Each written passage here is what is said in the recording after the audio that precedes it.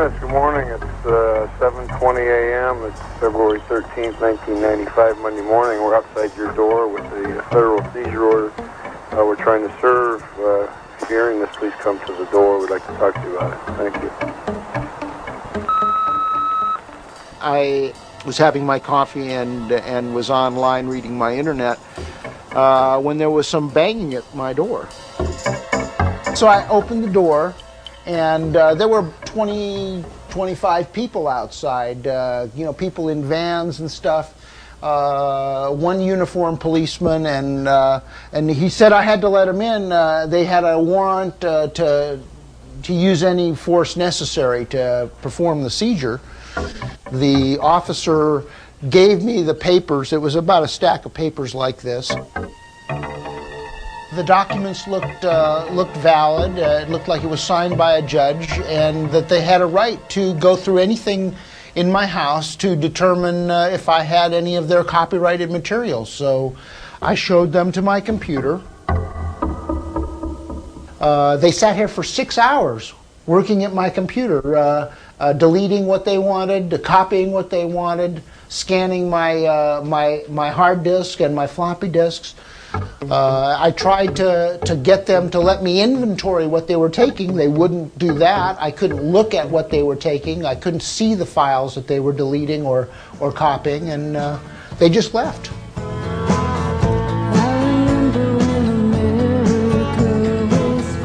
This is a story about copyright law and the balance between the rights of creators and the rights of others to access and comment on their work. The court action following the raid on Ehrlich's house will be a test case for copyright law in the digital domain. But the plaintiff is no ordinary software company. The injunction was granted to corporations owned by the Church of Scientology, a new religion founded by science fiction writer L. Ron Hubbard in the late 50s.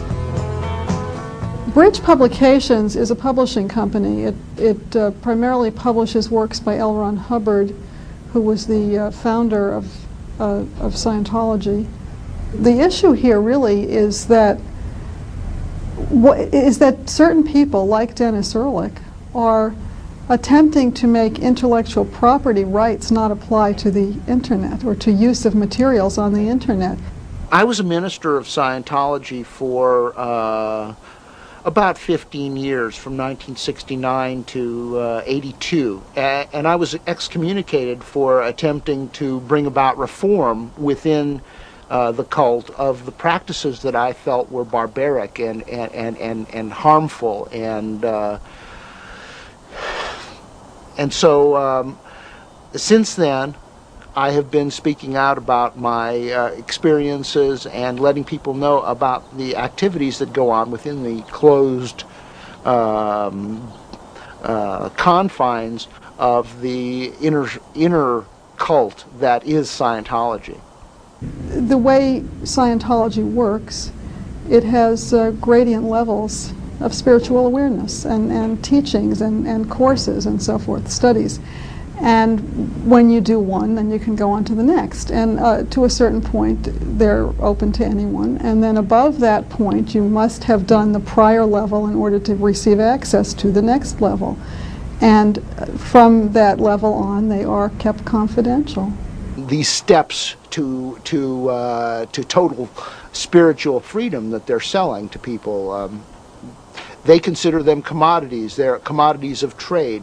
And for this reason, they're trying to assert that they are trade secrets, and I'm violating some trade secret by exposing what I was trained on as a minister of their, quote, religion.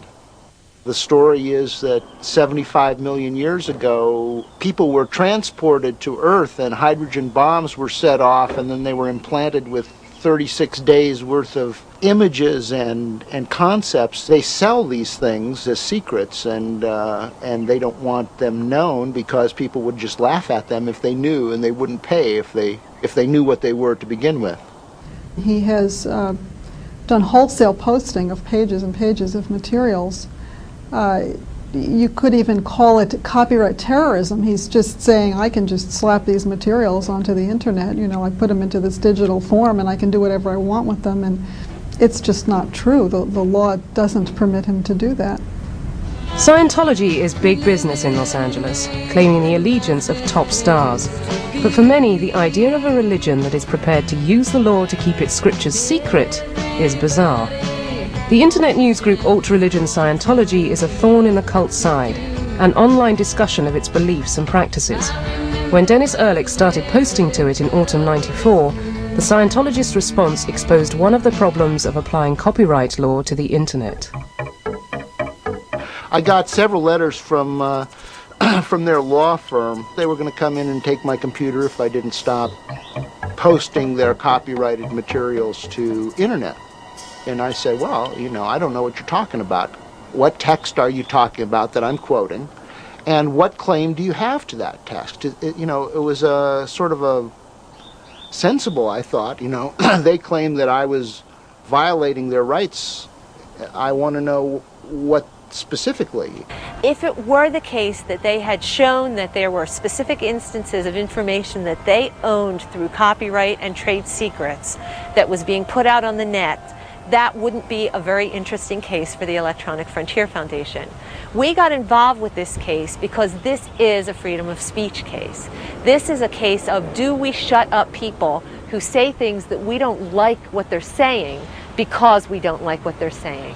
And do we go after system operators who have no control over the content of the messages that their users are putting out there in order to shut up detractors?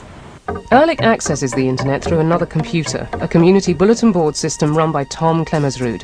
Having failed to deter Ehrlich, the Scientologist turned on him. I was sitting here one afternoon and got a telephone call from a woman claiming to be Helena Colbran. Later, she sent me an email message saying, Dennis Ehrlich has been posting copyrighted material, and so on and so forth. I replied to her, please provide me with a copy of the copyrighted material so I can compare, and I will be fair. If it's anywhere similar, I'll delete it from the BBS. And that is my legal responsibility, and I certainly would. I don't want to break any laws here. And she sent me a second message saying, that's not good enough. No, you have to kick Dennis Ehrlich off the system.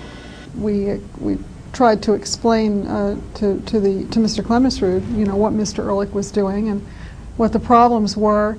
And Mr. Klemmersrud, there were a couple of communications back and forth with him, but his bottom line was get a court order. So we didn't have much choice on that. Colbran obtained restraining orders on Tom Klemmersrud and on Netcom, his internet access provider, preventing them from transmitting any material whose copyright might belong to the Church of Scientology. Now, I have no way of knowing what is copyrighted by L. Ron Hubbard, and nobody at Netcom knows what is copyrighted by L. Ron Hubbard. And in fact, if we were to follow that judge's restraining order to the full letter of the law, Netcom would have had to shut down, and I would have had to turn off the power on the system. This is a test case on law as it pertains to the internet. This is the SysOp liability case. It is going to go to the heart of network communications. Our system operator is going to be held liable for the posts of users. If they are held liable in a case like this, it means that system operators are going to start engaging in censorship. Preliminary hearings of the case are set for June, with a probable trial date of January '96.